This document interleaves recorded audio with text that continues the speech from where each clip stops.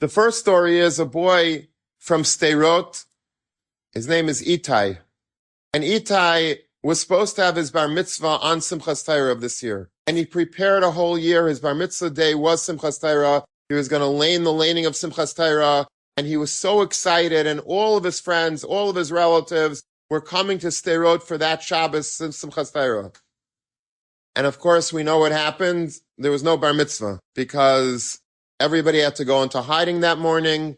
And Itai got very depressed. His family was moved out of Sderot. They were living, and they are living in a hotel somewhere in Yerushalayim. A lot of the people are living in hotels throughout the country. Itai and his family are living in a hotel room in Yerushalayim. It sounds very luxurious. Imagine sitting in a hotel room, as fancy as it might be, for 100 days. It's not geschmack. Hotel is nice if it's a nice hotel and you're there for a few days and then you're able to go home again.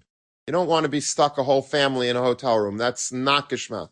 Even with a big Israeli breakfast, I've been on many recruiting trips and after 2 days of those Israeli breakfasts, khalas, just give me a cup of coffee and I'm good. But Itai was very depressed. How could HaKadosh Baruch Hu do this to me? How could he ruin my Bar Mitzvah? Does he not want to hear me lane? Is that what it's all about? Is that the message that I should take? And he was sitting depressed since Simchas Torah in his hotel room, and he was struggling with these philosophical issues.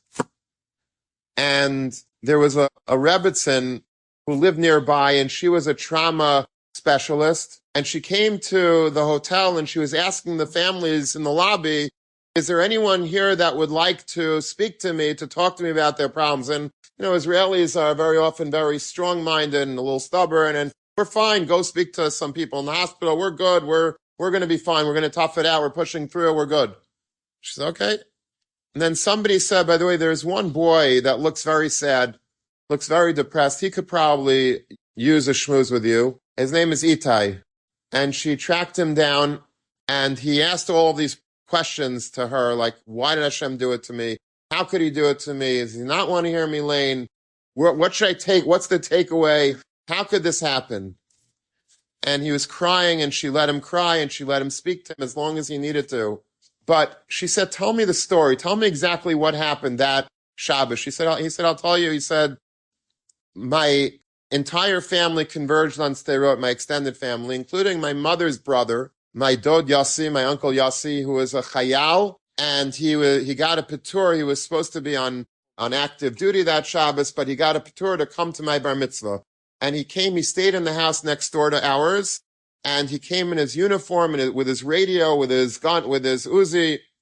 And Shabbos morning, the davening, Simchas Torah morning, was supposed to be at 7:30 in the main shul. 6 o'clock in the morning, my uncle started hearing crackling on the radio, saying that there's been an infiltration, and he chapped that it was very nearby. And he went running out into the streets. He told his sister, do not let anyone out of the house. Everyone should go into hiding, into the shelters. He went from house to house, and he went to the shul. The Gabe was about to open up the door of the main shul where the Bar Mitzvah was supposed to be. And he says, keep the doors locked and say nobody is allowed to come in. There's been an infiltration. And we have to take care of the problem first. Let everybody stay at home. And then the Arabs Taka came into Sderot. There was some, and the IDF were able to push back against them. There was a lot of fighting, intense fighting. But ultimately, the IDF was able to kill the terrorists. And Baruch Hashem, that whole community, Itai's family, etc., were saved that day.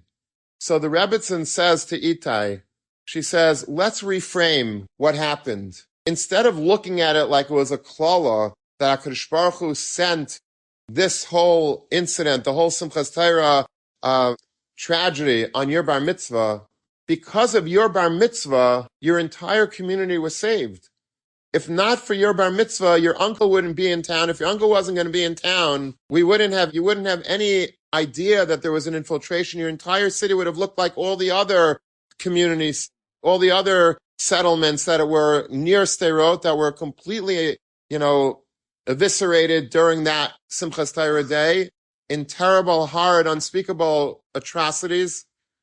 And you were saved. Your whole community was saved because of you. And all of a sudden she saw there was a sparkle in his eye. He was makabel. The next day she came back and he was alive again. and he was playing with his friends, and he was no longer depressed. He was invigorated. His bar mitzvah was the catalyst of saving everybody's life.